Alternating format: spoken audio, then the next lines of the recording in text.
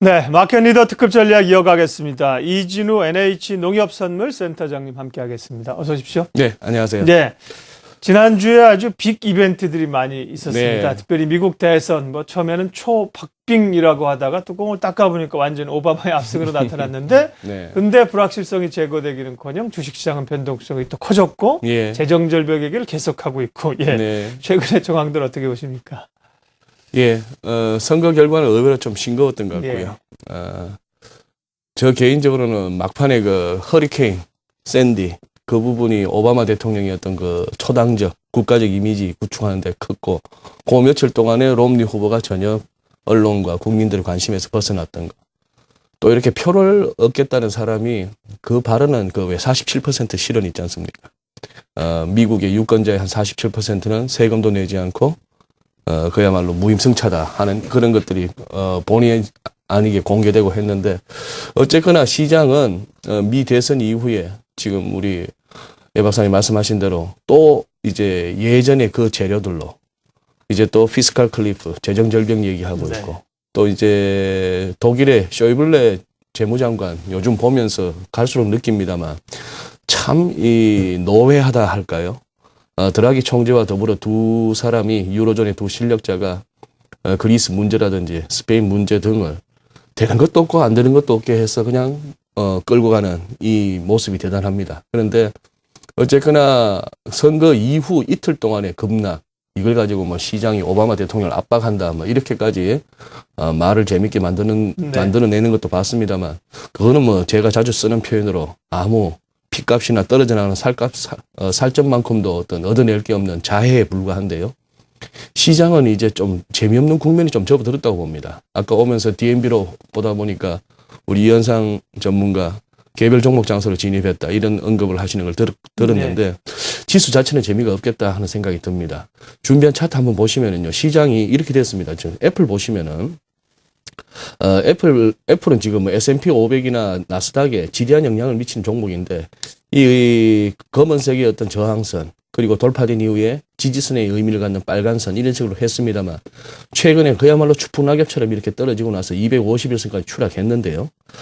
주간 차트로 보시면은 지금 이제 주간 60주 이평선이 이렇게 우상향 기울기로 받치는 레벨, 또 의미 있는 또 전저점 이 정도 왔다 하는 얘기죠. 여기서 그럼 바로 꺼지겠느냐라고 본다면은 시장은 그 정도는 아니다라는 얘기고요. 이제 연말까지 또 재정절벽 문제가 어떤 식으로 협상을 이룰 것인가를 보는 그런 흐름이 되겠습니다. 다만, 이제 그러면 중장기적인 관점에서 지수에 대한, 전망은 밝지 않다는 것은 애플이 이렇게 크게 다이버전스가 났다는 부분하고, 그 다음 시청자 여러분께서도 공감하실지 모르겠습니다만, 여기서 이렇게 나오는 앞으로의 상승이라는 것이 추세적인 상승이라기보다는 이 최근 급락에 대한 반등 의미를 가지다가 자칫하면 이 애플에서 크게 머리 어깨형 헤드앤숄더 패턴이 나온다는 것은 아주 애플로서는 기술적으로만 봤을 때 뭐 펀더멘털리 따져도 애플 깔 재료는 요즘 많습니다만 좀 좋지 않다는 얘기죠. 그러다 보면 이제 S&P도 이제 S&P 500도 이제 결국 이렇게 이 정도 차원이고, 그렇다고 본다면은 우리 코스피도 마찬가지죠. 이거는 지난 주말이었습니다만 이 계속해서 이 1890포인트, 이 121선이 지켜진다 하는 부분은 의미가 있습니다. 그리고 금년 들어서 우리 코스피가 상대적으로 다른 증시들에 비해서 덜 올랐다 하는 측면에서는 지금 같이 약한 장에서는 오히려 또 견조한 흐름을 볼 수 있는 근거가 되기도 하는데요. 여기서도 이제 여기까지만 하고 다음 얘기로 한번 나가보시죠. 이거는 제가 뭐 두어 달 전에 리포트를 통해서도 올렸고, 여러 가지 인터넷상에서도 시청자 여러분께서 가끔씩 접하실 수 있는, 즉 엘리어트 파동 이론에 입각하는 사람들이 지금 이 가능성을 여전히 염두에 두고 있다는 얘기입니다. 즉 작년에 미국의 신용등급 강등으로 인해서 5개의 세부 파동을 이루면서 크게 급락했던 이걸 하락 A파로 보고, 그 이후 지그재그 조정 B파. 그렇다면은 결국 파동 이론을 지금 신봉하는 사람들은 다시 하나, 둘, 셋, 넷, 5개가 있다는 얘기죠. 자, 이렇게 이제 보고 있습니다만, 지금 방금 말씀드린 이 하락 조정 과정에서 ABC 파동에 C파 중이다라는 이 시나리오가 기각되기 위해서는 결국 파동 이론에 입각하자면 또 2050포인트 이 부분이 돌파되어진다면 지금까지의 파동은 또 이렇게 가설은 기각될 수밖에 없습니다. 그렇다면 요약하자면 우리 코스피는 지금 이제 1900포인트에서 이제 머물고 있는데요. 이번 여름 내내 문제가 되었던 또 분수령의 역할을 했던 1950포인트를 일단 회복하는 게 관건이고, 그 다음 추가 100포인트에서 2050포인트를 확실히 딛고 올라서 줘야만이 2013년 이후 이렇게 이른바 일각에서 말하는 대세 상승론으로서의 주가가 날아간다 하는 그런 얘기가 이제 가능하다는 얘기죠. 그 이전까지는 계속해서 여러 가지 잠복하고 있는 악재들로 인해서 발목이 잡히는 지수다, 이렇게 보고 접근하셔야 될 것 같습니다. 네. 애플 컴퓨터 말씀하셨는데 지난 네. 9월에 $700를 넘어서지 않았습니까? 네네. 뭐 마이크로소프트도 가볍게 제쳤고요. 네. 뭐 한 $1,000 갈 것처럼 말이죠.